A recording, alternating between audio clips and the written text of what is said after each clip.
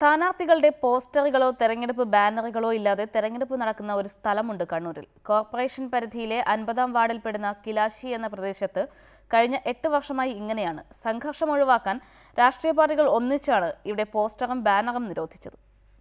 തെരഞ്ഞെടുപ്പ് പ്രഖ്യാപിക്കും സ്ഥാനാർത്ഥികൾ വന്നുപോകും. എന്നാൽ ഈ കിലാശിയിൽ സ്ഥാനാർത്ഥികളുടെ ഫോട്ടോ കണ്ടിട്ടോ ചിഹ്നം കണ്ടിട്ടോ അല്ല ഇവർ വോട്ട് ചെയ്യുന്നത്. കൊടികൾ മുറിച്ചു മാറ്റലും ബോർഡുകൾ നശിപ്പിക്കലും അതേപോലെ ചുമരെഴുത്ത് നശിപ്പിക്കലും ഉണ്ടായിരുന്നു.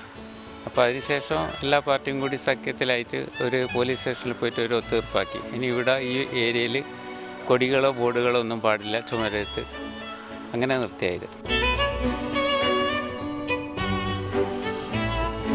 അവരോടിയോട് വെച്ച് അവിടെ പിന്നെ കുഴപ്പം വന്ന് പിന്നെ ആരറിയാതെ അത് തട്ടി ഇതാക്കി അങ്ങനെയുള്ള കുഴപ്പങ്ങളാണല്ലോ വരുന്നത് പാർട്ടി. അപ്പം അതൊന്നും ഇല്ലാത്ത രീതിയിൽ ഇത് നല്ല കാര്യമാണെന്ന്.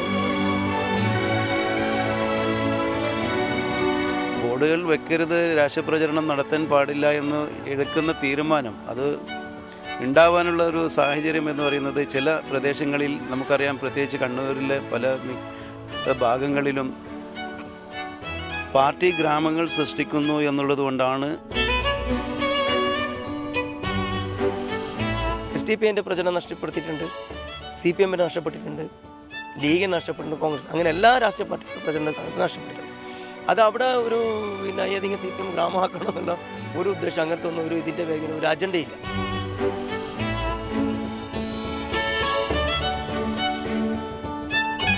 കിലാശിക്കാർക്ക് ഇതെല്ലാം ശീലമായി. ഇനി മറ്റുള്ള ഏതെങ്കിലും നാട്ടുകാർ ഇത് ശീലമാക്കുമോ എന്നതാണ് കണ്ടറിയേണ്ടത്. കണ്ണൂരിൽ നിന്നും ക്യാമറാമാൻ ലിമേഷ് സർവേഷ്ക്കൊപ്പം K. ശശീന്ദ്രൻ, റിപ്പോർട്ടർ.